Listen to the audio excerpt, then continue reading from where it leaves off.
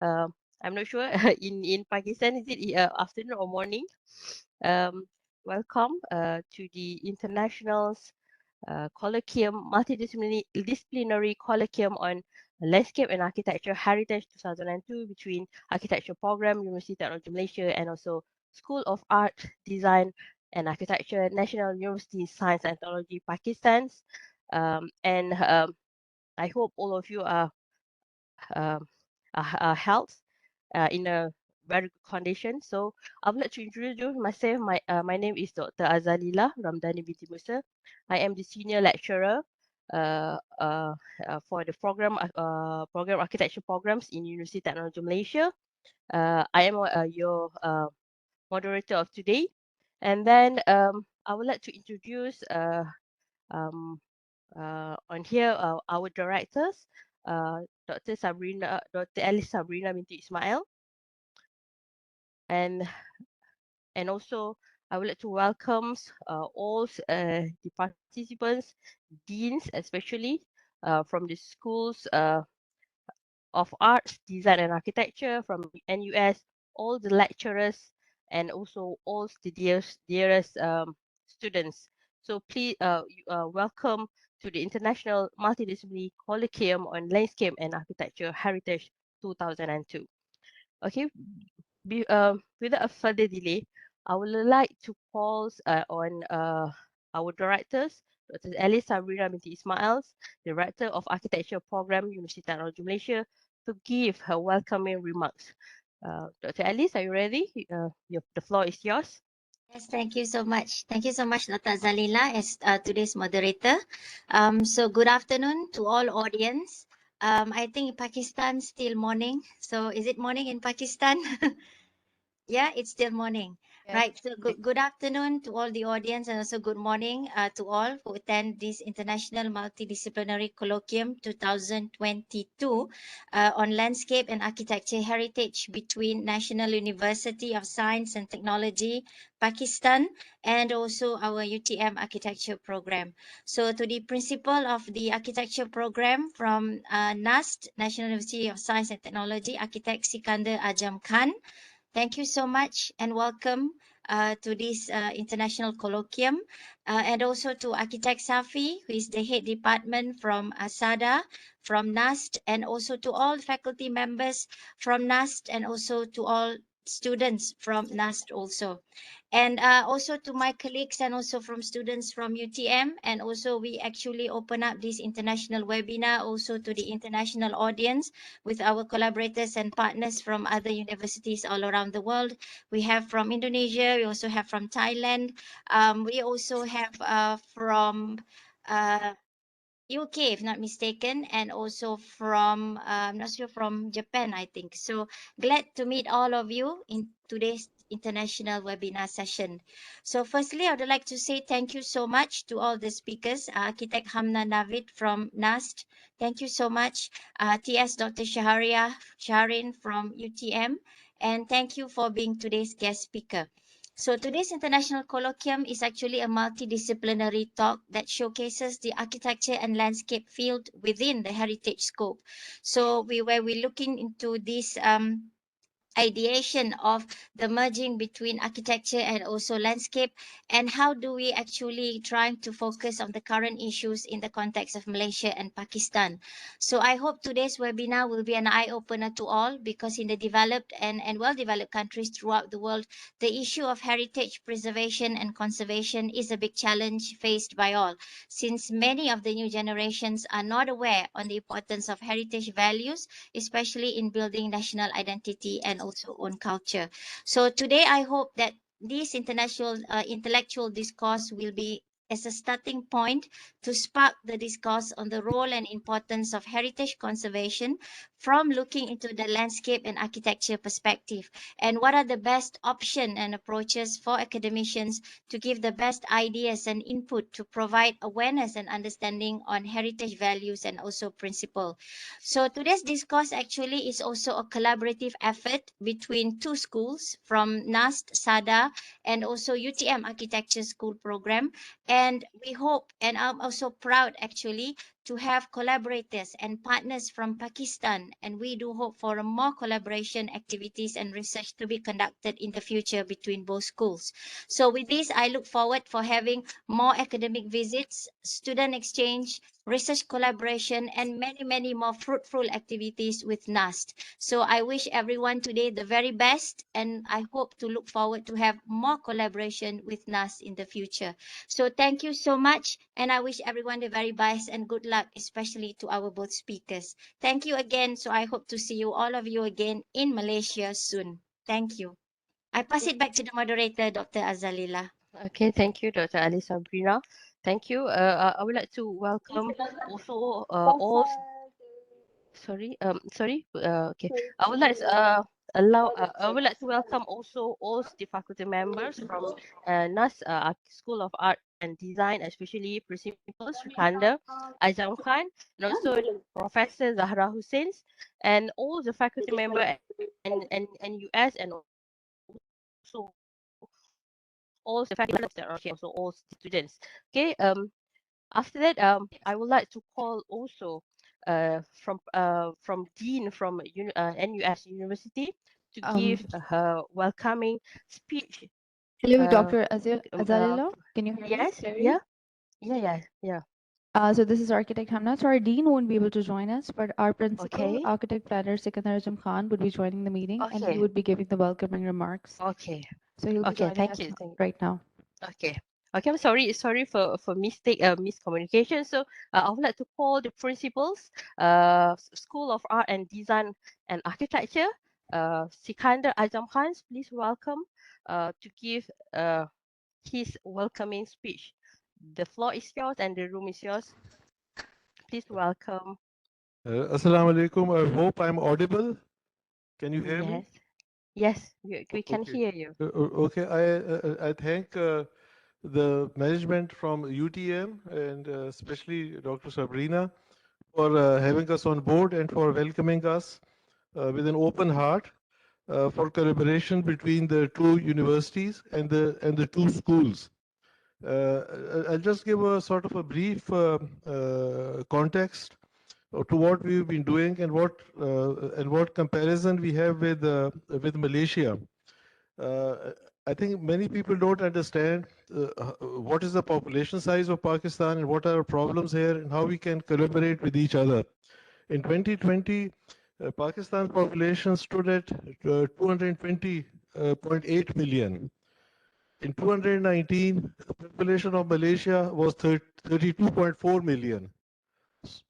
The urban population of Pakistan stood at 84.31 million with a growth percentage of 2.7 million.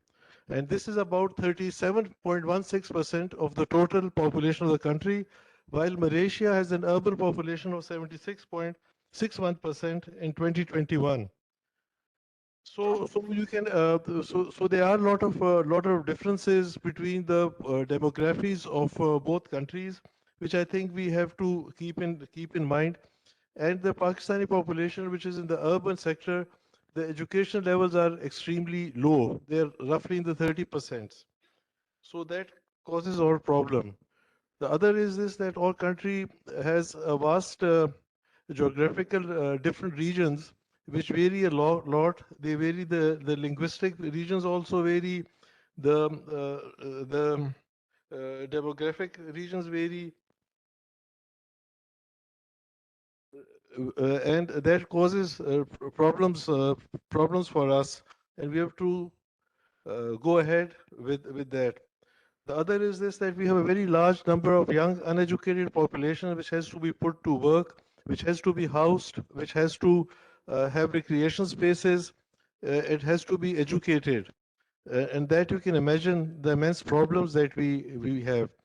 Recently, we had a national calamity. About one quarter, one third of the country was underwater. And especially, I think because of the historical context, Mohenjo-daro or about 3,000 to 5,000 year old structures, they got damaged in the floods, and UNESCO is trying to help us with that. But the problems are there for us.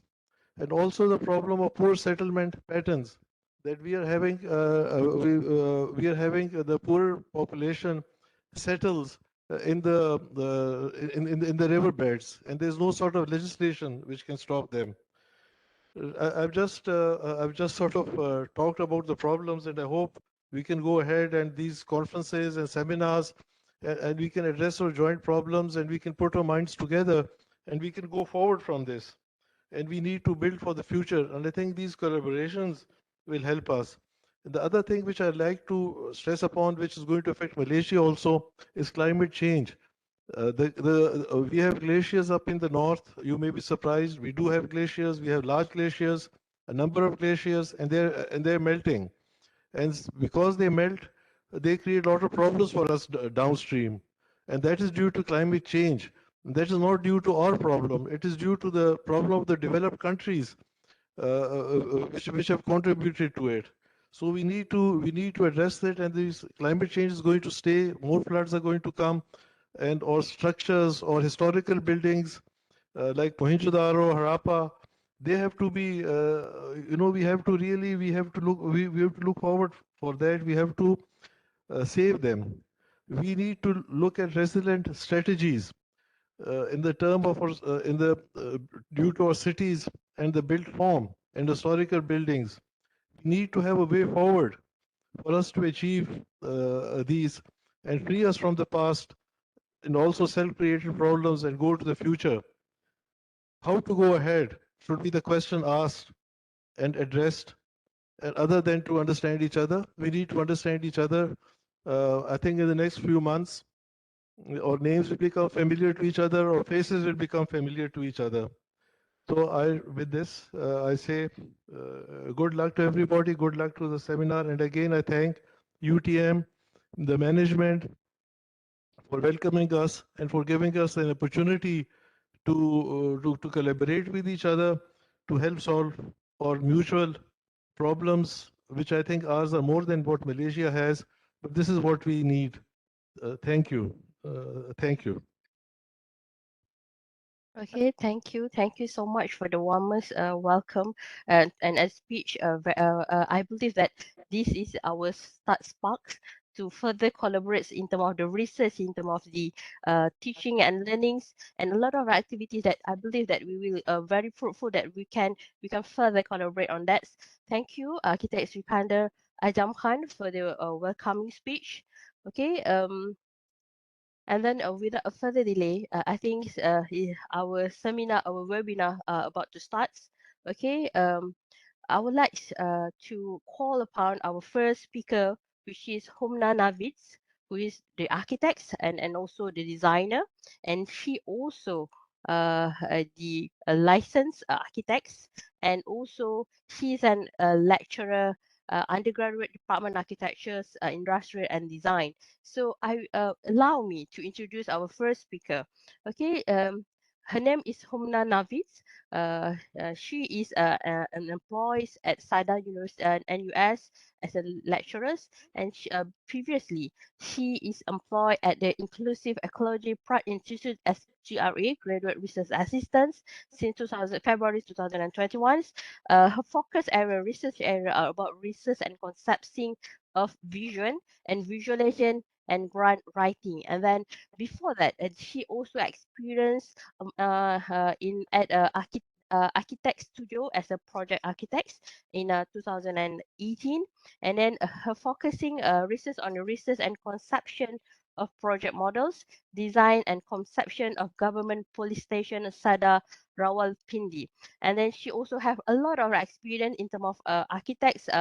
She also work in the Limin Art Studio, and then she also worked at the Nasir Design as an assistant architect. A lot of projects they have she has handled in Islamabad. Some of it it have a lot of list on here. I just randomly read. She experienced in visualizations and animation of national logistic self-proposal in Islamabad, Pakistan, and also she also have experience in the freelance works. And her education, she graduate from Pratt Institute Fulbright Scholar in Master Architecture and Urban Design in 2020 and 2021. She also graduated from National University of Science and Technology, Islamabad, Pakistan, bachelor degree in architecture designs in 2011 until 2016. And then she are very skillful in 3D modeling, drafting, visualization, image composing, and also video editing, collage, documentation, and so on. And she also received a lot of achievement, such as the full fruitings buddies as a GRA alongside faculty at the Venice Biennials, and then current STEM studio research on access and equity featured in American Institute of Architect publication, Oculus, and a lot more. Without further ado, I would like to call our first speaker, Humna Navid, to give her speech on a title of Artificials and Land Formation. Please welcome architects. Are you ready? The floor is yours. Hello, hello. Yes, I'm Yeah, ready. I'm hello. just gonna take a minute to take my screen, like share my screen. Okay, you may take your time. I hope you all can see it very clearly. Yes, very clear. All right, I will begin. So today's talk basically features on the concept of artificial land formations, and the the talk is divided into two parts. The first part looks at the city of Islamabad intangibly and physically as a synthetic landscape, and the second part looks at the techniques of building synthetic landscape by looking closely at the two international case studies. So for the first part, we'll be understanding some of the contents of our um, sort of a talk today. You have to understand that this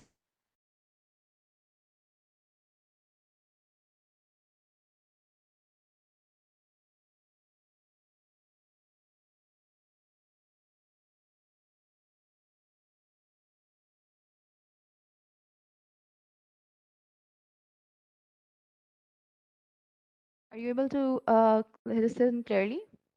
Yes, yes. Okay. No, Okay, no. it just keeps giving Oh, us an yes. error on our side. Sorry. Okay. Okay. So, with the altitude of around 457 and 1240 meters above sea level, and the climate which is subtropical, mountainous monsoon region. Now, we owe that mountainous monsoon region mostly to the presence of the Magla Hills and the ecology that sort of comes as a byproduct of it. Our dominant vegetation is tropical evergreen, broadleaf forest, and the subtropical evergreen coniferous and deciduous trees, which keeps the city green all around. Now, the city is primarily composed of two landforms. One are the plains that formulate the Doxiadis grid, which is superimposed on the contoured mountainous landscape of Islamabad. And the second is the naturally existent ecogrid, the streams that organically cut through the geometric Cartesian layout. And you will see that the streams are usually these sort of organic bodies that intersect with the Cartesian X and Y plane, and they really sort of focus on the idea of synthesis, of superimposing a natural terrain with and a sort of a Cartesian layout, which is juxtaposed on top of the organic geometry. So there are around 11 streams flowing out of the Margla Hills into the valley. Some are smaller and shorter in length, and the others merge into each other, and two of them are particularly clean and well preserved. The rest of them have sort of become the um, byproduct of industrial waste or domestic waste because they are usually surrounded by some sort of a settlement, which architect planning Sir Ajam was talking about. The idea that there are urban settlements within the city that are sort of adding to the decay of the urban environment. Now, the master plan of Islamabad covers an area of around 1,165 square meters with three main divisions. The Islamabad urban area covers 220 square kilometers, and the Islamabad Park, which is shown on the right side of the screen, as you can see on this side, is basically it's usually an area exclusively for recreation, sports, entertainment, and also it sort of tangents into the city of Rawalpindi. Now, the Cartesian grid is organized around linear spines that constitute the two main highways, which are the Srinagar highway on this side, around which our site will also be placed for this particular collaboration, and the Islamabad Expressway, which acts as this sort of a conjunction point between the two. And the city is projected to grow linearly towards the left side of the mountainous region along the foothills of Margala.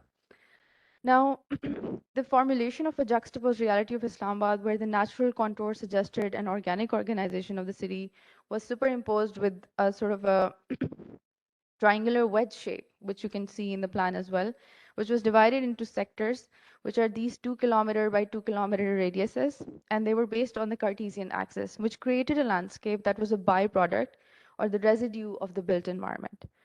Now, the residue itself, you will come on to see in this as we sort of progress through the talk, that this residue was also something that was designed and projected to be designed by Derek Lovejoy and their idea of the borrowing of the landscape. You have to understand the context in which the city was built. This was the 1960s, and within the 1960s, it was the sort of the modernist era that was reshaping the environment around us. Islamabad was a nascent city. It was really built as a synthetic land, and the landscaping was usually a sort of a byproduct of the urban planning that had occurred over there by Doxiadis. So the landscape of the Islamabad was proposed in close collaboration with the Capital Development Authority, which is still working and known as the CDA. They are the planning authority for Islamabad, and it was designed by Derek Lovejoy and the partners. So the design worked primarily in response to the Cartesian grid, which meant that there were some sort of a byproducts in terms of roads and highways that were constructed as a byproduct of the Cartesian layout. And they were the ones that were sort of indicating empty or unbuilt spaces, which could be landscaped.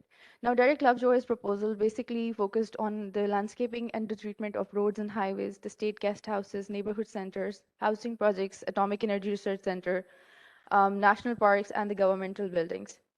Now, you will understand that most of the terrain of it was mountainous, which was superimposed with this sort of a Cartesian grid. The terrain itself was something, as you can clearly see in this image as well, it was something that was creating these sort of hollow dips. And, Derek Lovejoy was sort of responding to these sort of residue spaces within the city. Now, most of the trees that were planted within the Islamabad were native species of the Magla Hills. And the selection of the shrubs and the trees were basically done as sort of a conservative effort towards how we can conserve the Magla Hills as well.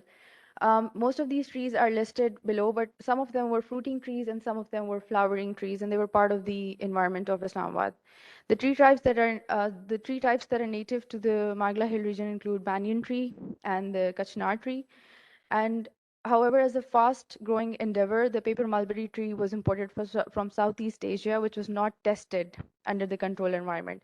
And now that was really a byproduct of a synthetic landscape which started to sort of reshape the ecology of Islamabad. Now, paper mulberry was not tested in this region, and it created a lot of allergy and breathing problems within the time of pollination, which was the spring, early March to end of April, within the city of Islamabad.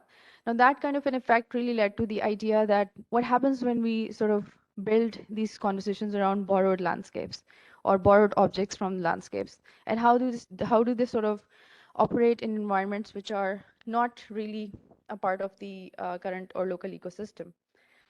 Now, I will sort of move on to the second part of my talk, which is about the techniques of building synthetic landscapes.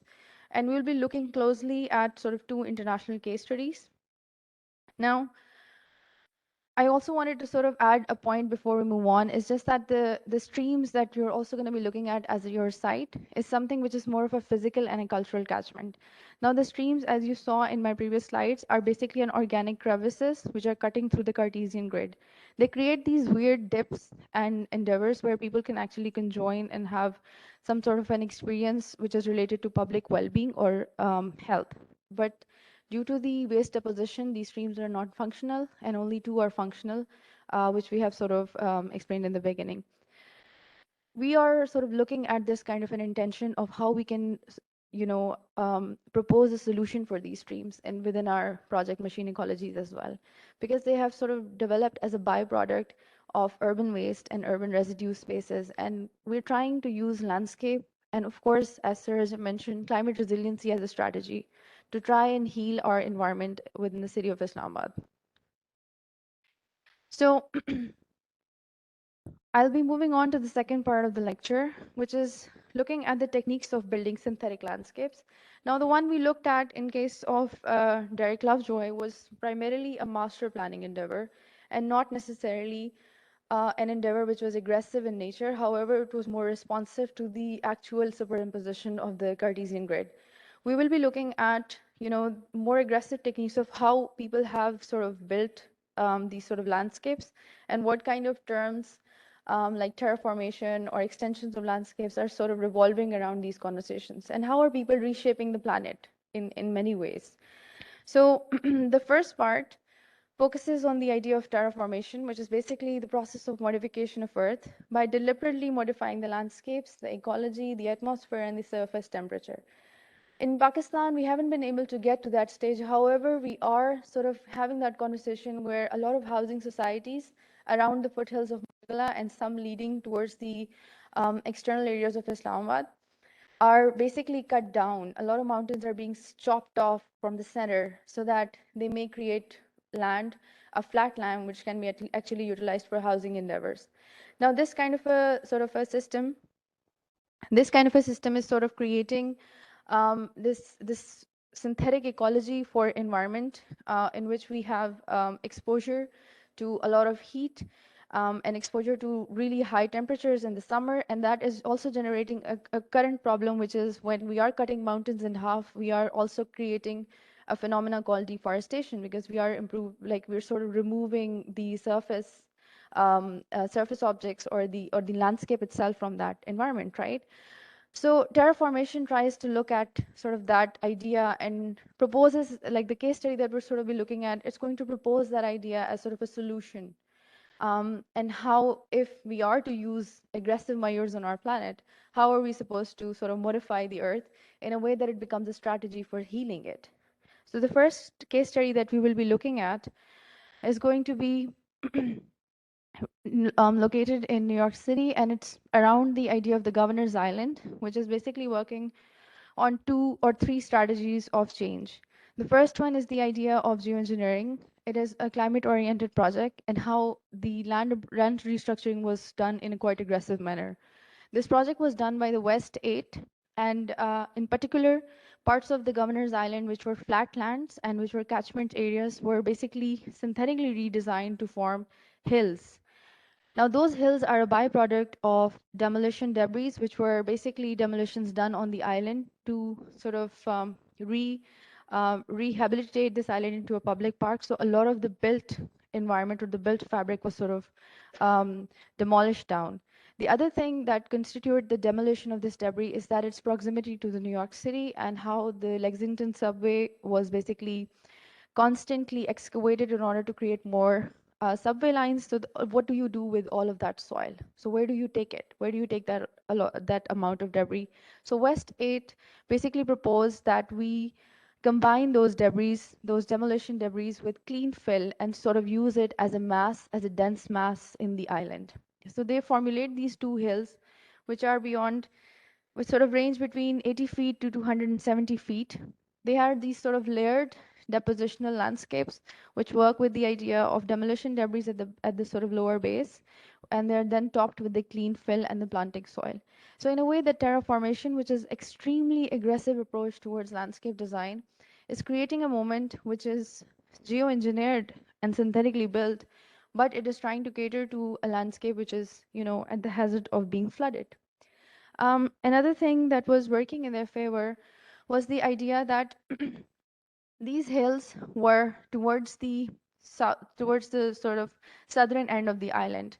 Now, the southern end of the island was primarily prone to floodplains, and if you look at sort of the bottom part of this figure, you will realize that these areas are all sort of prone to become shallow wetlands in the case of flooding. So the hills were basically that barrier between the water and the land, because islands all around the world, I'm sure in the case of Malaysia and regions of the southeast regions of Asia as well, are sort of prone to coastal problems such as the flooding as well. In our case, in the context of Pakistan, we're also sort of struggling with urban flooding at this point in the case of Karachi. So we are sort of looking at some of these strategies, that how can land farm, if you are to build a land farm, using a technique which is synthetic in nature, can actually try and sort of build a barrier between the water and the land, and we don't sort of lose our land to the flooding and the water itself. Um, Another sort of endeavor which was done on a micro level, and we will be of course zooming in between the two scales, the meso, the sort of the macro and the micro level, was that the idea of the hills were constantly reinforced by permanent plant protection fence.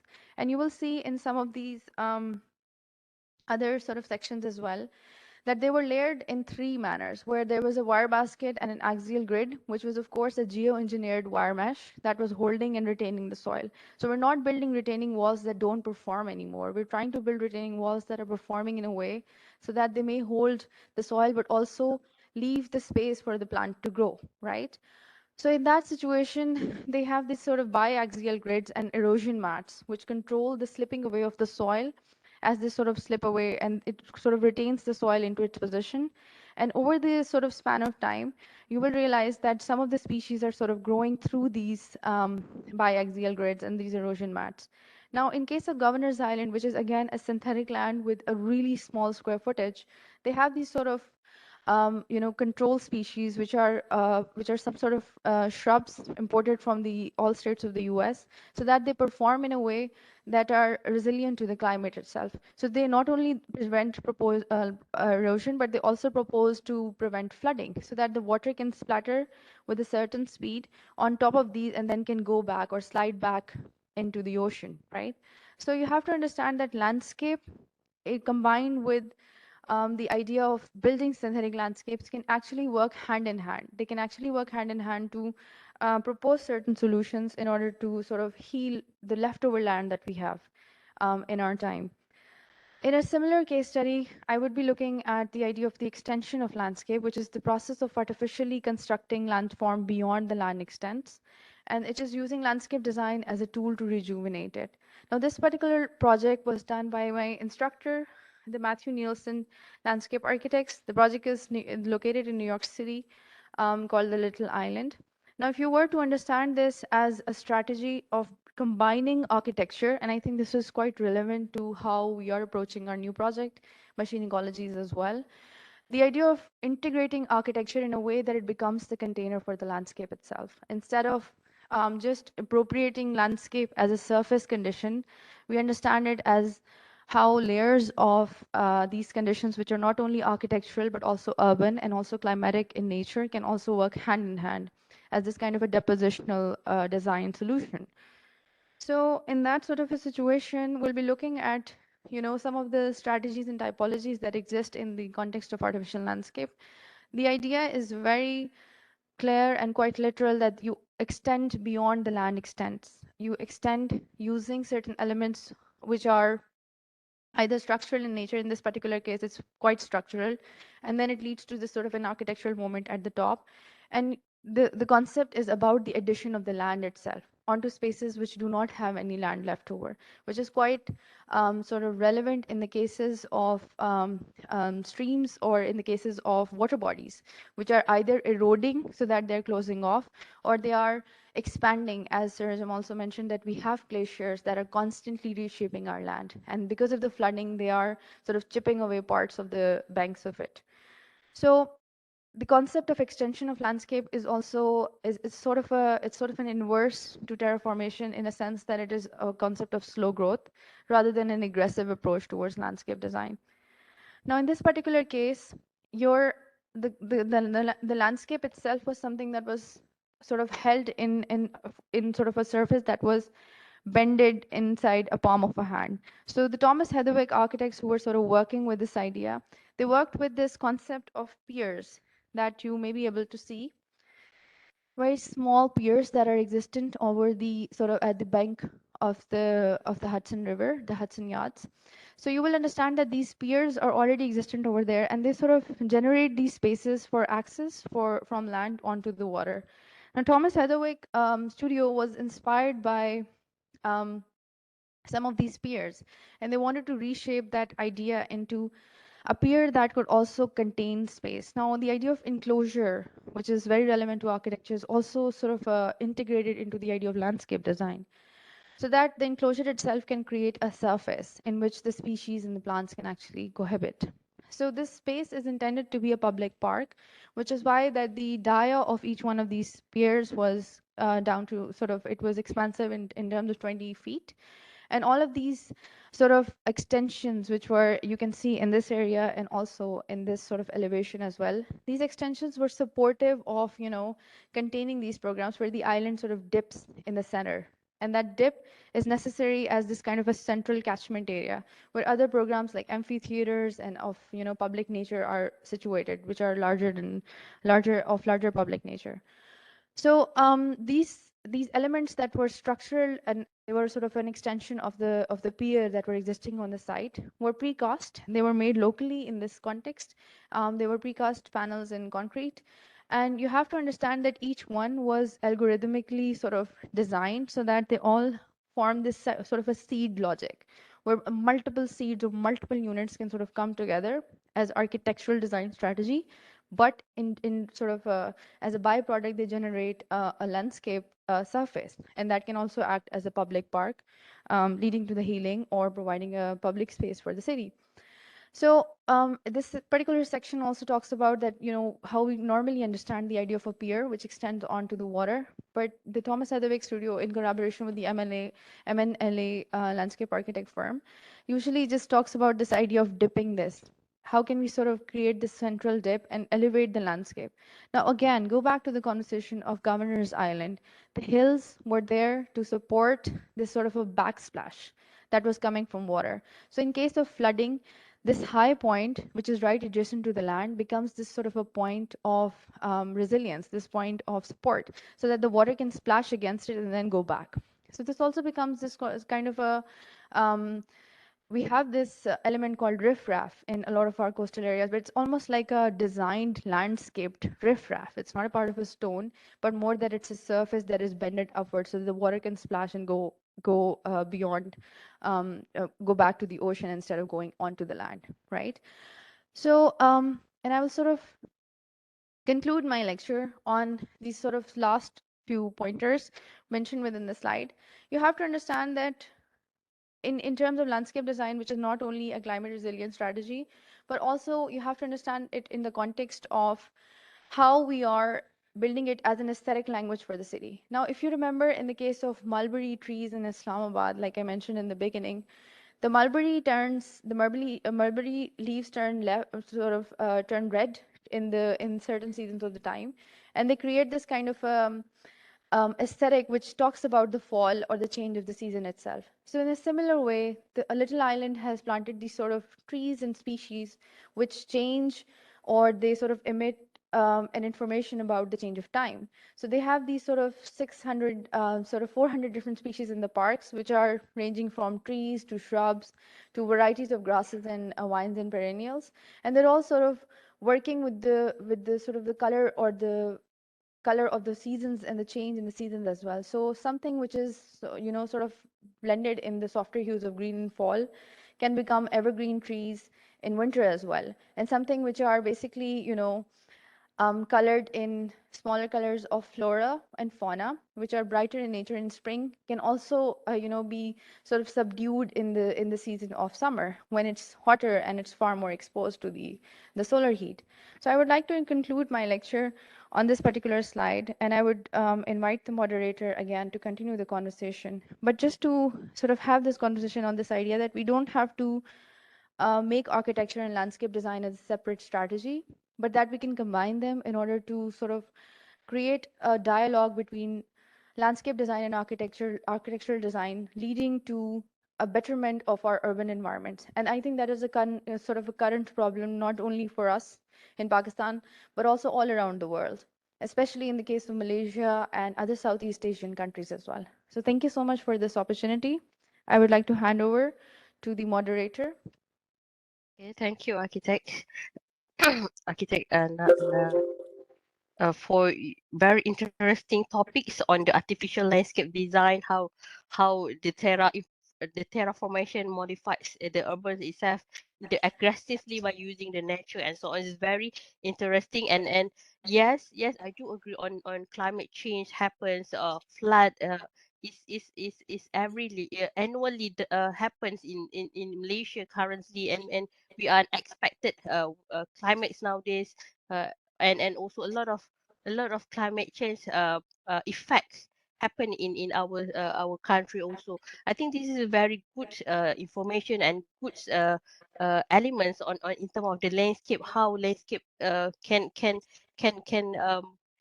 collaborate together with the architectural element, and then can do something with the synthetic nature. I think is very very interesting topic to discuss, I think, and this is very wonderful information that can give and spark the ideas to the students, or especially for the master who are really focusing on the sustainability, I think.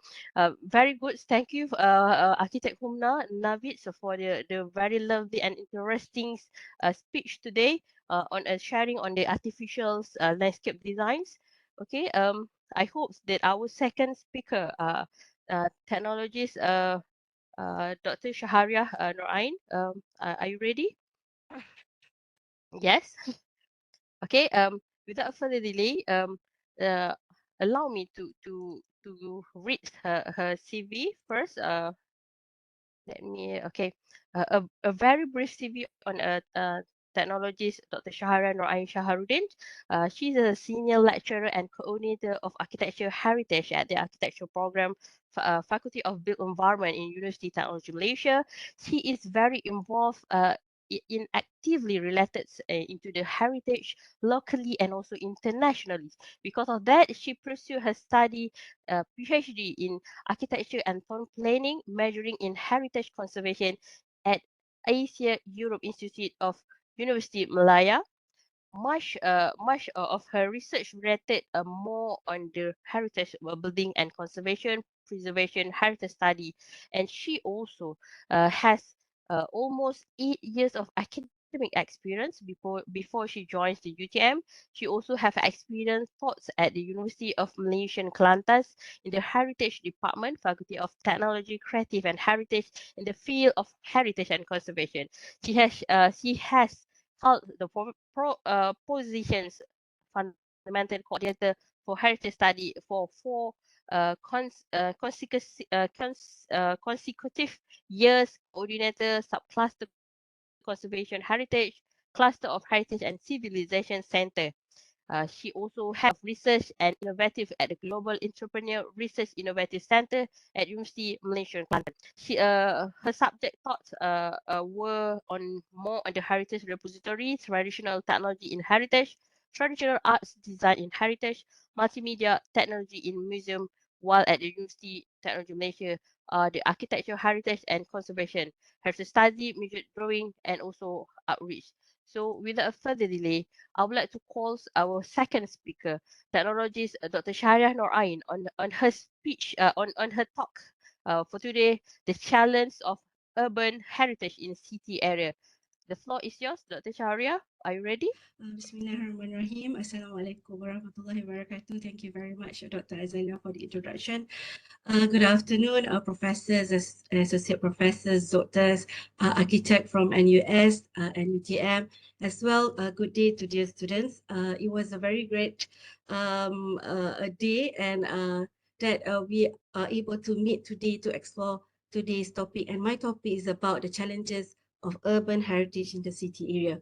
So I will try to make it as clear and understandable as possible for you all. So I'll share my slide. Just hang on, yeah.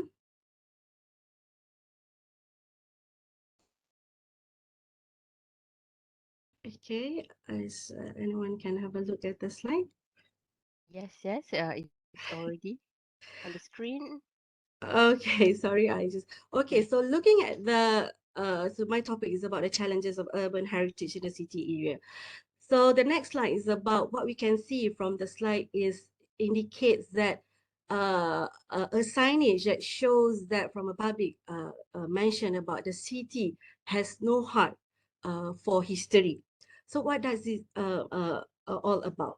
Okay, before I explain on the challenges in a city area for the urban heritage, I'll explain about the terminology of heritage and also the urban heritage. So, okay, the term of heritage indicates the identifications of identity, to a regional or to a region, local geography or community and society, which has various values that inheritance from generation to generation, which either in the form of cultural or natural heritage. So conceptually, cultural heritage is a monument, building, a site, lifestyle, aesthetics, and traditions. Let me just hang on. Okay, urban heritage is actually a list of heritage which is living the historic cities, precincts, or a group building intricately engaged within the urban fabric of living cities. Okay, just hang on now. Where does it start? Just hang on, yeah. Okay, so urban heritage also play a fundamental role in enhancing cities' identities and providing a platform for social economic development. So it's a heritage integrity to be preserved, and it contributes to the sense of place. Without culture, cities as vibrant life spaces do not exist. They are merely concrete and steel construction prone to a social degradation and fracture. So most activities and new development are actively occur in the area, which is in the city area, with the hectic and congested area or the site. The heritage within that area must be investigated seriously in a term of its existence. Besides this, city or urban area are well known as being economic and development driven.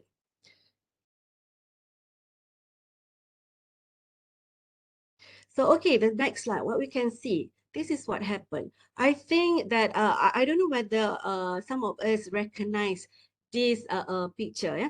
So this is, I think, about previously, now currently was actually established as the new shopping malls in the KL city area. This is actually one of the heritage and also historical Pudu jail. Yeah.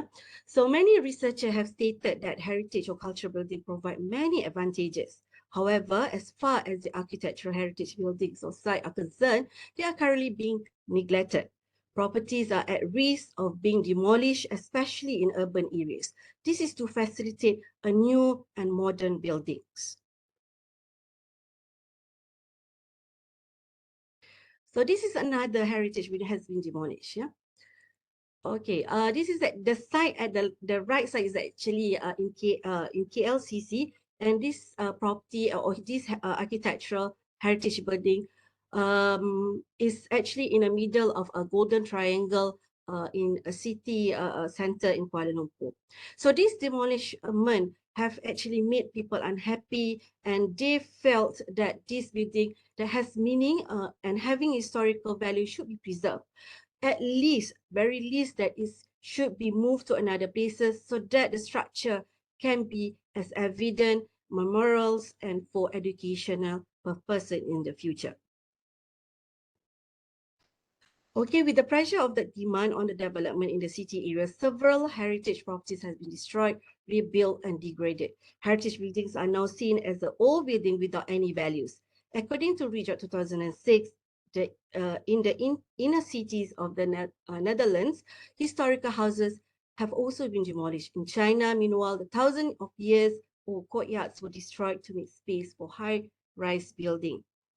According to Gesici and Karimulu 2010, emphasized that economic regeneration is more concerned about the growth of property development and defined expression in such prestige project in the city area. Okay, a second is the development of academic pressure. So the uniqueness and authenticity of preserving the cultural heritage conservation is actually highlight the intrinsic component that contributes to a structure or site containing specific historical significance. These heritage assets should increase knowledge value of cultural value and may decrease the temptation to exploit the economic possibilities of the heritage sites. The city's new development are focusing on a large-scale initiatives which contradict the economic potential of its existing historic commercial area. Okay, this is something that I find it quite fascinating, where the challenges of the urban heritage, where it was actually in 2014, the local authority has discovered the urban archaeology of past human settlement. So this discovery of urban archaeology of past human settlement has hindered the project. It may causes the disruptions or the area which will use for excavation, which may cause traffic congested, a land acquisition from the government, and may take time to resolve. So what happened to the city area? Yeah. So this is actually in the Bukit Nanas tunnel. It was discovered in 2014. It thought to have been used as a secret conduit during the Klang War in 18th centuries, extending from the hill to the bank of the Klang River in Kuala Lumpur. Okay, there's another discovery of archaeology, which is, this is because Malaysia rise from a small settlement in the middle of the 19th centuries to its most prominent city during the 20th centuries abroad, with the complexity of architecture, cultural and heritage. So since the 1960s, rapid development has removed a significant portion of the cultural layer beneath the city streets. Yeah. Okay, this is also another discovery and during the excavation. A type of gravestone called Nisan Aceh is used by the Malay royalty and dignitaries. Without a proper context or significance, the Nisan Aceh was discovered by a chance at the Masjid Jami in 2016 during the construction works. So it's actually this archaeology discovery, or the excavation, it should be discovered or should be done before during the construction. Yeah? And this is the only Nisan Aceh that has been discovered in the old neighborhood in the middle of Kuala Lumpur city centre. Okay, I understand that just now Architect Kumar mentioned about the natural disaster. This is also happened in Kuala Lumpur. This was taken, the picture was taken, I think about a year ago, and to be exact, is about a year ago lah. So this is somewhere, sometime in November, where Malaysia faced a very heavy rain and flood in Shah Alam, in the city area as well.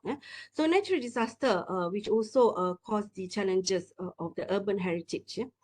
So it was about a week to get the flood resolved. Okay. Other than that, okay, natural processes which also cause a decay, dilapidated and deterioration. Yeah?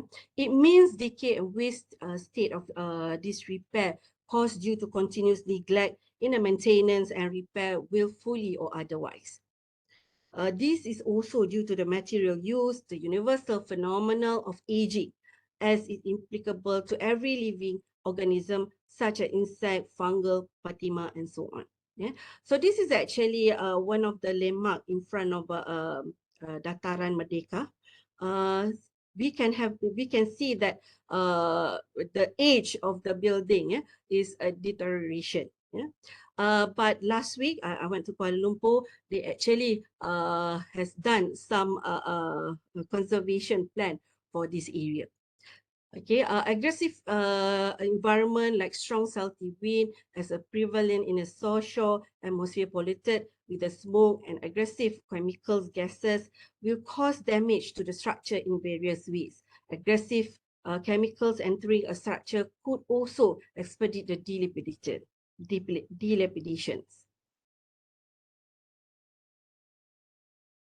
Okay, this is also was taken last week as well on the natural condition. So a proper heritage conservation plan should be done. This is due to environment, weather changes, humidity, rapid changes, cold, hot, and heat, air, wind pressure, and so on. Besides that, this is also due to the carbon emissions in around the city area, renewable energy, climate changes, waste management, ozone depleting substance, temperature, air velocity, humidity, pollution sources. So the appropriate or suitable heritage conservation plan should be done so that all the process of keeping and monitoring heritage building from being destroyed or repaired with a systematic planning and management. Okay, this is also in Kuala Lumpur City Centre. The historic landscape, the natural and cultural heritage, which is in Klang and Gombak River, should be protected as natural water resources. So we also face a numbers of time where the floods from the river uh, uh, um, recently happened. So the desalination of the Klang Gombak River as a cultural heritage site along the historical context in which it's situated. By doing so, it will also safeguard it from any unforeseen interventions in the future. Preservation and conservation should be done. It able to create an ambience that encourages nice pedestrians, promenade in property which are grown along the side. So this is also the challenges in urban heritage, which is the historical hillside. The preservation of hillside in the city area are very important as historical associations are solely a message with the regeneration project. We must treasure the hills and appreciate the natural geography, as well as the city with a recreational area where it will be able to promote the healthy recreational activities and competitive sports. There are certainly potential for programming of events that would serve the sports and cultural urban tourism sectors. And next, the lack of interest from local visitors or public. Many cultural, historical, and heritage assets have no markets in which they may be exchanged and have depreciating value. The heritage building and site have a different approach in valuing the buildings and site as compared to other buildings. The building may be evaluated as priceless and valued higher than the market price. In contrast, a building can be valued lower or other developments may make better profit and improve the lifestyle in the city. For example, in urban or city areas that are more likely viable for exclusive property rather than retaining the architectural heritage building. So this is another challenges where the historical place attachment. This is actually in Berlin. From this picture, we can portray that this is actually during World War One, and it's still because of the historical place attachment. Sometimes it can be a good thing, but it tends to be related to emotion, which is the connecting to emotional to the heritage, and allow urban planning heritage conservation will be limited to be implemented. So another issue is the social and public behavior. So social behavior such as human migration, refugees, and also vandalism. This is also happen in a city area. Other than that, the owner face financial difficulties or staying outside from the city areas, which are unable to look after the property or the architectural heritage building in the city area. Other than that, there is also no legacy awareness. So meaning there is no legacy that would want to take care of the heritage building. Mostly around the heritage site was heritage businesses or shop houses that their business prospect would decline. So no continuity of ownership interest and no business operation continuation has causes the building to fail to be properly maintained, some of which have been damaged and waiting to be collapsed. Okay, so another challenges in urban heritage in the city area is the legislation, policies, and rules. So, suitable approaches, guidelines, and policies for urban heritage conservation should be considerable attention, especially in an old town center, urban archaeology, intangible heritage, cultural urban tourism, historic landscape, heritage trees, traditional villages, and historic housing development scheme. The architectural culture heritage of sustainable development implies the existence of a genuine policies that promotes diversity and aspiration of the people for greater well-being and conservation requirements. This is also in line with the SDG number 11, which is the heritage and communities. Okay, so to conclude, the challenges and issue was found into 4 categories, which are the legislation, policies, and rules. Second is a suitable heritage management conservation plan. Number 3 is natural resources and processes. Number 4 is a social and public behavior. The heritage building and sites are essential to the city development because those heritage are reflection to the city identity and the sustainable city development. The presence of a great diversity of safeguarding the cultural heritage area, places or cities may thus create local economic advantages from the recreation and tourism. To sum up, provide indication to the heritage tourism, engaging the local public to participate or involvement in the process of making conservation and management decision for the urban heritage in the city area. So lastly, I quote from Rothwell 2007 that historic cities are perceived not so much as a static objects to be admired for their history or architecture, but as a living spaces to be occupied and appropriated by local communities as an essential part of the process of safeguarding the identity and sense of belonging. This is basically the input are some of the research that I have done in Kuala Lumpur, Malaysia, and Berlin. However, the content consists only some of the segment of the literature review, pilot studies, and observation of the research. So that's about it. Thank you very much. Okay, thank you so much, Technology Dr. Shahara Norain, for her, her talk on the heritage, um, on her talks on the heritage and the challenges, and also how to preserve the heritage in terms of the buildings and also in terms of the community itself, and then what is the challenges in the urban areas and or in the city areas. So we can see Dr. Chara has listed out a lot of challenges, and we can take into the consideration how to preserve our heritage buildings. So on that, we end our webinar sessions, and now we are about to begin our Q&A sessions. For those participants, I am opens all the question and ask questions. Please, if you have any question, you can raise up. You can turn on your mics and ask directly to this speaker 1 or speaker 2, or else you can type on the chat box here. Okay, I can see one question for Architect Humna. I will read it for Architect Humna first. In your perception, how do we as a designer going going to design landscape as a feature of hardscape elements that can be utilized as part of living structure? Architect Humna, I would think like to answer?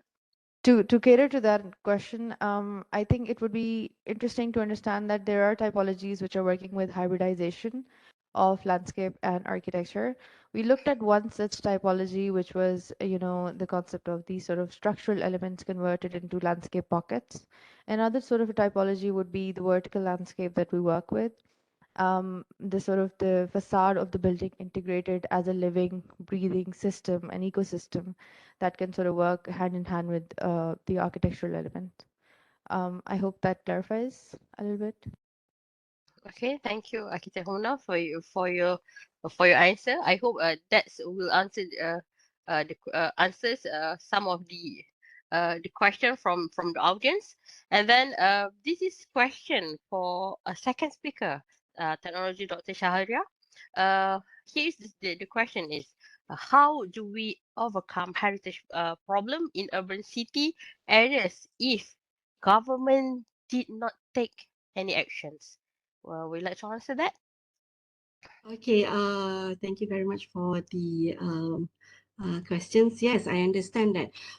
One of my during this research actually, I've conducted an interview to various of stakeholders. So one of the questions that were asked that how about if there is no fund or grant or any financial aid to be able to support the or to actually to increase the awareness of the conservation or heritage preservation.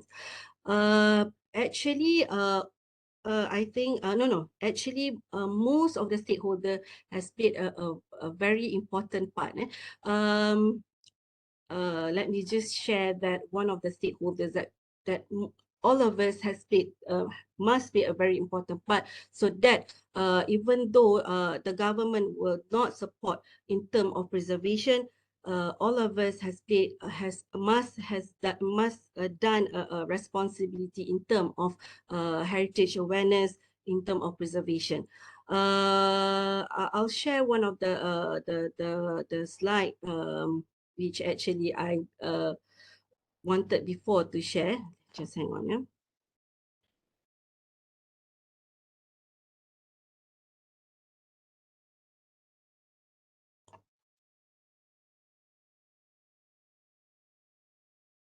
Just let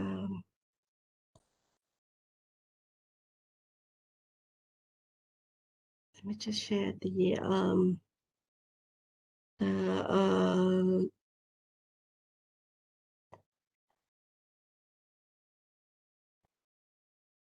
just hang on, yeah.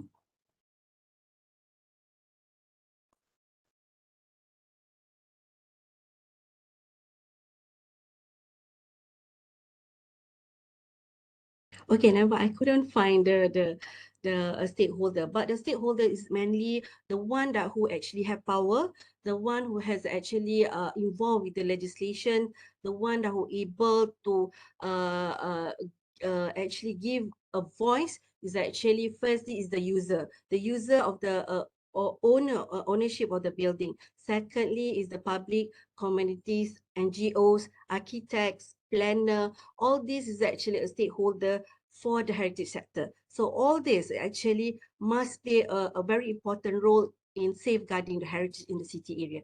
It's not just the government per se that the only person primarily who the one that who involved directly to the one that who actually so-called the first person to take the responsibility to safeguarding, but it's actually all of us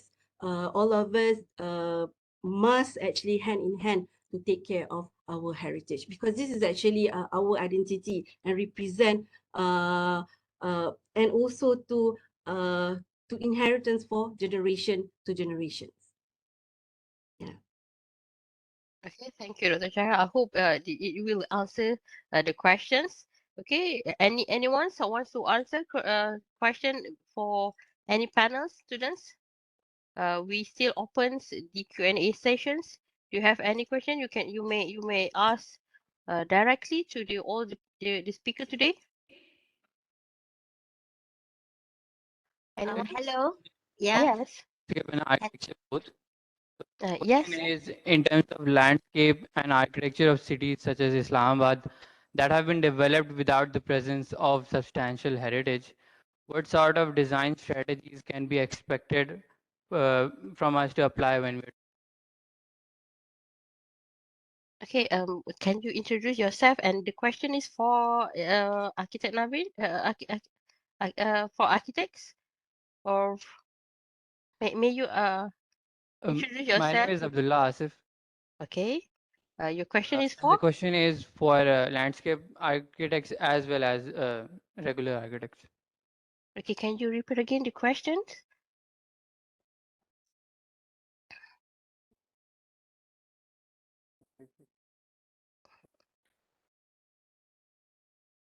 The question is for both panels. Okay, both panel. Okay. Can you repeat again? In terms of landscape and architecture of cities such as Islamabad that have been without the presence of substantial. Is the mic working? Okay. Okay. Your mic What is a bit sort of design strategies can be expected by us to apply when we're designing? okay. Okay. Architect Hamna, would you like to answer the questions? It's about the landscapes uh, design. Yes, I absolutely. And then I will also hand it over to the speaker and the Yes. panel too, because I think it's quite relevant to understand that the heritage also plays a really important role in how we integrate our urban environments, not just with the idea of designing, but also with the idea of conserving and preserving the spaces that we have already built. So, in terms of the context of Islamabad, we have to understand that, as I was also speaking about the same idea in my presentation, that it's part of the synthetic landscape. It's quite built. It's sort of synthesized as this sort of a structured way where most of the native ecologies were not really catered to because of the way that it was mountainous. It had the mountainous ecology, and it was juxtaposed with the grid. So in a situation like this, where our cities are now sort of expanding and the ecologies and the landscape or the geological form of it is not really expanding, it's shifting because of the climate change. I think our landscape strategy as designers can be focused on climate resiliency first. The idea that it has to be not only just for this era of 10 years or 50 years, but more that the cities sort of live through 100 years, right? So how can we sort of compose our ideas of as architects, and not only as architects but also as responsible architects, to cater to strategies which are focused on climate resiliency? What are some of the landscape oriented strategies, or what are some of the architectural design strategies that can actually help build that resiliency? Can we introduce new kinds of tectonics in architectural design? Can we introduce new kinds of technologies in architectural design? Or can we introduce new kind of, technologies in landscape design as well? So that we are looking at some sort of a hybridization of our age, which is the post-Anthropocene, in relevance to the problems from our previous time.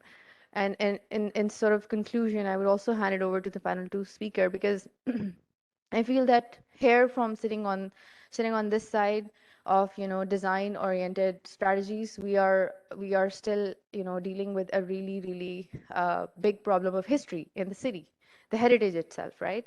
So I would hand it over to the panel two speaker, that where and how we can sort of insinuate ideas which are not only resilient and affirmative in their approach towards climate resiliency, but are also sensitive to what we already have in terms of the heritage. Okay. Thank you Uh, very much. in terms of heritage, would you like to give us some of comment in terms of heritage? How how heritage walls can conserve our nature and how to address our climate change and so on. Thank you very much. That is a very good question, because now is actually an era where people are looking at a lot of our policies. Like for example, SDG has come up with the implementation of conceptual, where they are looking for rehabilitations plan for ecosystem, and heritage or historical landscape was actually part of it, and very important to solve the problem of climate change, to rehabilitate, or to come up with the appreciations of natural geography and so on. So meaning that most of the imposed of policies and also plan, for example, in 2030, 2040, even 2050, has come out with drastically conceptual and aggressively promoting in terms of environmental ecosystem in a city area. This is very important because the natural causes has actually meaning decrease the potential of the the topography, geographical, and also the ambience itself of the city area. this is not just for landscape, but this is also a conceptual implementation of goal. For example, the promoting of forest, urban forest. They have also promoting of safeguarding the preservation of hillside, heritage tree, and a lot of conceptual in terms of promoting the landscape. So I think this is actually good for architects to come up with the very good proposals or any ideation for a landscape in the future. So that's from my comments. Okay, thank you, Dr. Charia. Okay, we have another questions. Okay, on for second panels in terms of the heritage. When we talk about the heritage, to maintain the heritage building is high cost, and then government needs to spend a lot of money on that compared to compared to economic value. For example, need to build a school, need to build hospital. So would you like give some of comment and opinions compared to the high cost of maintenance the heritage buildings and the necessary needs for all these buildings? Do you have any question on that and how to enforce the government? All right, I understand that because when it comes to maintaining, it will definitely come with a cost. So cost will always be the not the first priority, but it will actually a factor in terms of safeguard our heritage. However, now due to a lot of uh, so-called the uh, engagement with other sectors, for example, the industry, the other bodies, which also not just for government, and we also work together with other stakeholders, which I mentioned just now. So meaning that from my point of view, that even though the cost will not be able to maintain, because one of the slide, the challenges is actually maintain the heritage. I understand that in KL itself also, we do face uh, the cost which also incurred, not as a normal as the heritage other, I mean normal modern building. So heritage building will cost more because to find the material, the fabric, which is the same as the time during build of the heritage. But that's not the issue. Uh, uh, the maintaining of the heritage can also be done, for example, by doing the alternative, for example, by implementation of the conservation, uh, other conservation conceptual, for example, like remodification, re-adaptive use of a conservation plan, preservations, another, there's about 10 of principle of conservation plan. So maintaining is another, is actually one of the component of conservation process, but there's also another 9 of conservation plan which can also be implemented for preserving the heritage. Okay, thank you for your opinions and your response. I think it's very clear on that. Okay, I would like to open again our questions. We still have a times to have the question and answers sessions. From student from University of Technology Malaysia, you have any questions? This is an opportunities to you to know more about the terraformations, the landscape design, artificial and so on. I think it is very interesting topics and rarely discussed in our country, even though we have facing a lot of floods. Okay, and Dr. Alice, perhaps I can see Yes, do you yes, have any okay. questions? Hello, hi. Hello, Yeah, Architect okay. Hamna, how are you? Yes, I would like to ask you on your side. because I've never been to Pakistan before. So it is very interesting to know your country much more in that sense. So in the case of retrofitting, I think retrofitting now is the trend that a lot of designers in the well developed and developed countries are looking to that concept. So, in your opinion, how does retrofitting fits in within the context of Pakistan environment, and also in the way how does Pakistan architects design their buildings? Is retrofitting one of the most important components that you are looking into now in Pakistan? Um, Thank you, Dr. Alice, for this question, and hello to you as well. Um, I wouldn't be too sure to speak about the entire community of architecture here at this colloquium, but I feel that most of the retrofitting strategies are now done in the sector of urban heritage, where they're trying to revive certain buildings or building typologies or certain urban streets or urban areas, such as in the regions which were, which had the walled city and the Mughal era as well. So retrofitting as a strategy is not very current or not very integrated as a design strategy. However, it is considerably integrated into how we are conserving the environment.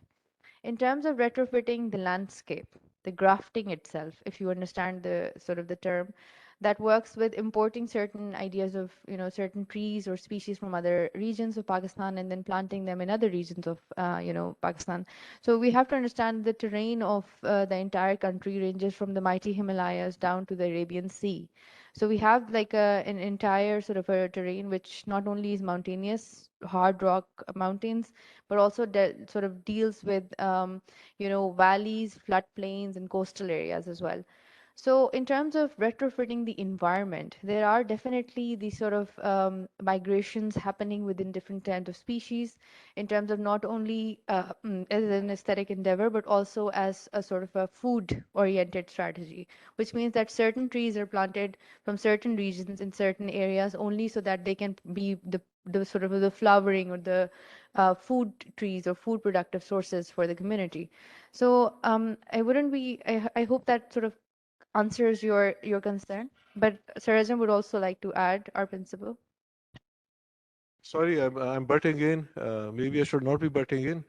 But the three disasters have happened in Pakistan regarding foreign species of trees.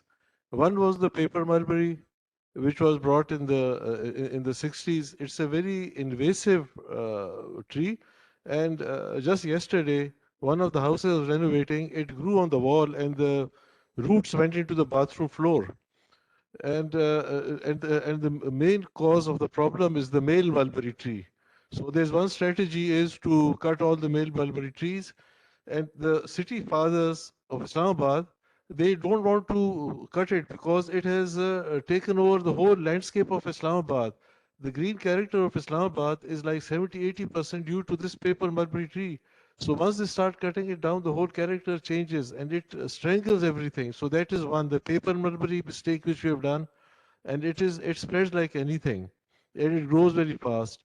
The second is the jacaranda tree. The jacaranda tree was imported here, and even a lot of people are making jacaranda parks and all that. This jacaranda tree is banned in South Africa. It suddenly it sucks a lot of water from the ground, and it has a beautiful flower. So Islamabad is and all Pakistan is caught up with this purple jacaranda tree and is planting them like anything. This is the second mistake we've done. And I'll come to the third mistake, what we have done. The third mistake is we've got Ethiopian teak. Now, this Ethiopian teak is is a species which grows very profusely. They got it in Karachi, it grows on brackish waters. So in Karachi, it is all along the roads. If you come to Pakistan, and Karachi is very green now because the Ethiopian teak is everywhere and it causes a lot of asthma problems. In Karachi, they've banned it. But since they banned it in Karachi, in the nurseries, if anybody has it in nursery, he'd go to prison. But now other cities of Pakistan have got this tree, and there are no bans there, and it grows very fast. They're doing it. So what I'm saying is this: that since this is a talk about landscape, there are these invasive tree species which may be good in their own countries, But once they brought out of context, and I don't know why, because we have good trees here, they brought in, and this causes a lot of suffering to the population. So this is what I mean to say is this, that we should be very careful with what kind of species import. We import trees, we put it here. I don't know if it goes into retrofit on that or not. The other thing about retrofitting is this: there are certain Aga Khan programs. They're retrofitting for tourism. This Lahore University, they're retrofitting for tourism. And there's certain disasters have taken place. They painted buildings yellow, green, and strange colors which were never there. We have a place called Nurpur. Again, they painted buildings there, and it's looks more like Disneypur now. So these things do happen. Wrong aspect of retrofitting. But some of my friends in got very good school of architecture, Indus Valley School of Architecture, they retrofitted a building. They got a building, and they brought it out stone by stone, and they put it in their own architecture school, and it is a part of architecture school. So I think that retrofitting is good. If there's demolition is taking place, we can save some of the buildings. There a lot of problems are due to earthquakes. Retrofitting for earthquakes is also a good strategy. I had a building in the northern areas, and I just put beds around it. So now that is earthquake proof. So I think retrofitting can go in a lot of not just historical retrofitting, and retrofitting can help tourism also, and it can help the economy. So I'm sorry I took some time, but this is just my view on it. Thank you so much. There's one last question from our panel. I think there's a student. She will just introduce herself and then ask the question.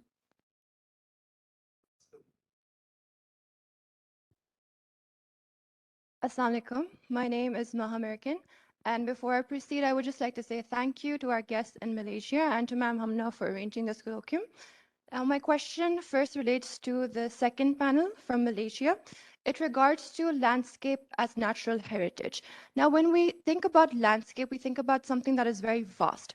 So on the contrary, you have the built heritage, which is, in my opinion, maybe easier to control or have legislation on. So when we have landscape as a vast heritage, how do you control the preservation of that? And I can give you an example, like in Islamabad, we have the Margila Hills, and a lot of times fires break up. Or for example, we had the fires in California or Australia. So in such conditions, who become the stakeholders who are responsible for preserving that part of the natural heritage? And to what extent can we limit human interaction or human intervention to that natural heritage in a way that it preserves it, but also gives value to the user? Okay, thank you. Panels, speaker number 2, Charia, who would like to give a comment on heritage in terms of the landscape. Would you like to give your idea, your comments to answer the questions Okay, from thank you student? very much.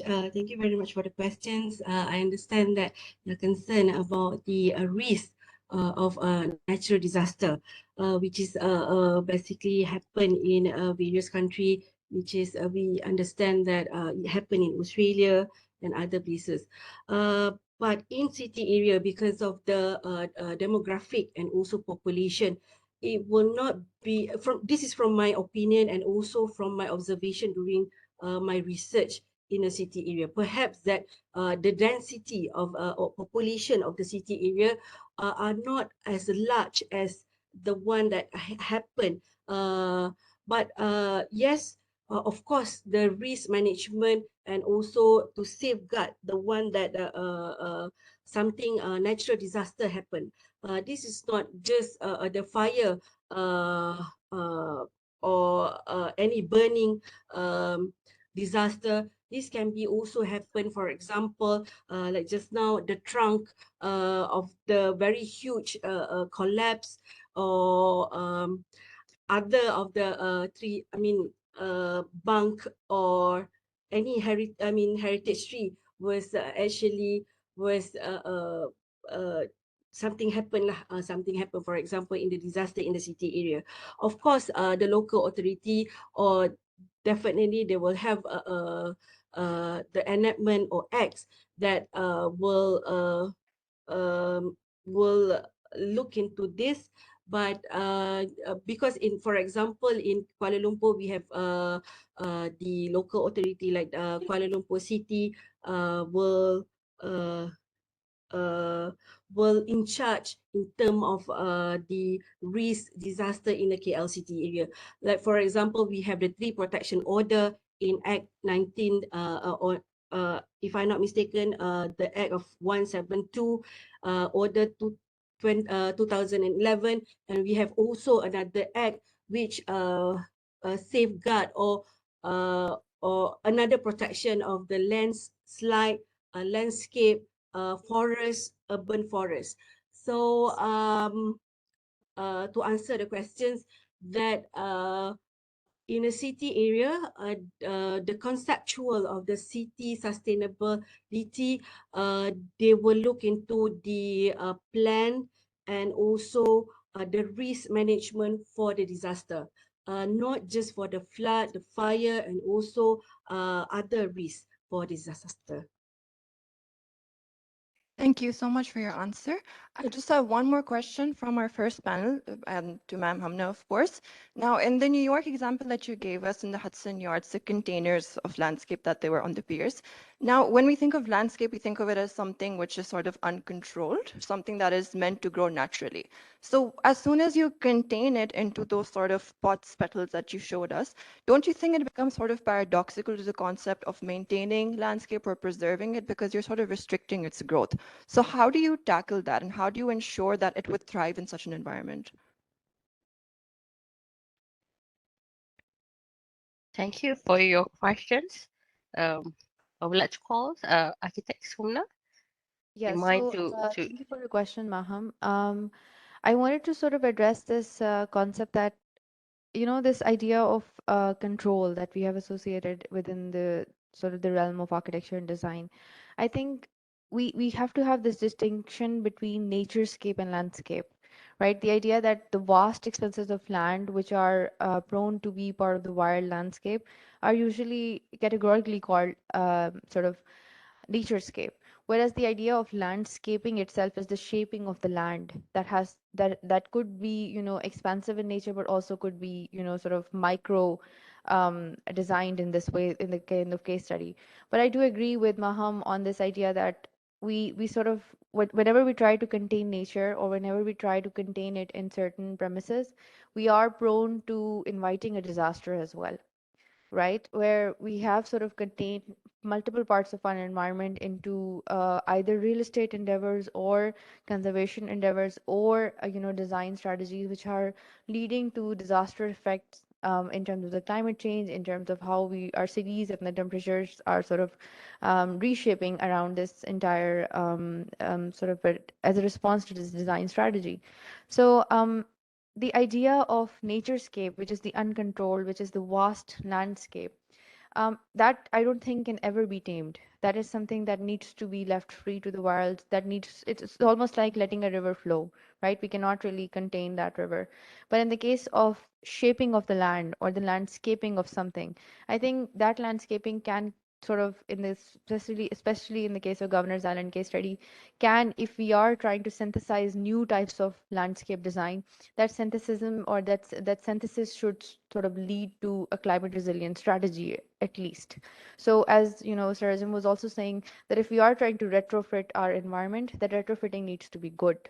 It needs to be for the larger sort of provision, and that strategy should be sustainable, and it should have a life of its own, so that it can actually sustain itself and create an environment which is not harmful, neither for the human species, but also not for the post-human species. I hope that sort of creates a clarity. Thank you so much for the question. Yeah, thank you so much. Thank you so much for the questions. I still open. Last question, perhaps. Anyone wants to answer? Want to ask questions for our speaker today? The last question, perhaps. Anyone from NAS University or from University of Technology Malaysia? You have any questions so far?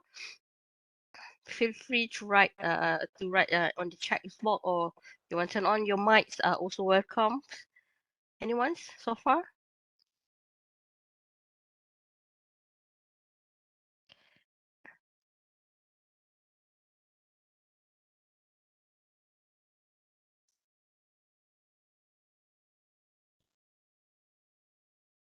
So I think this is very great opportunity to have this colloquium. We have exchanged some of the ideas in terms of the terraformations and on the climate change, and then it creates some of the awareness in our country as well.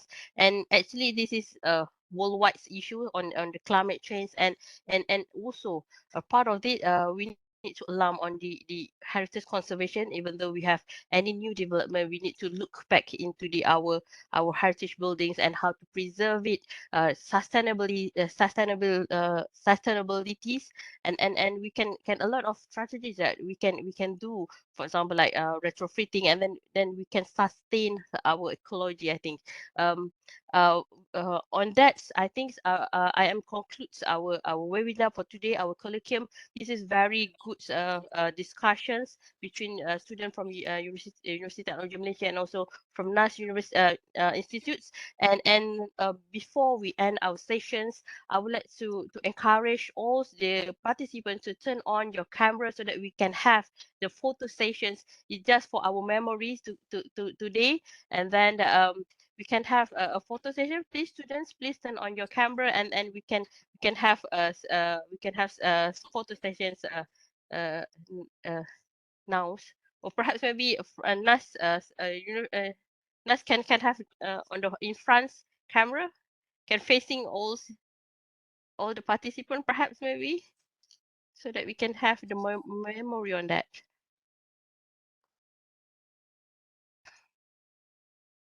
Okay, let me.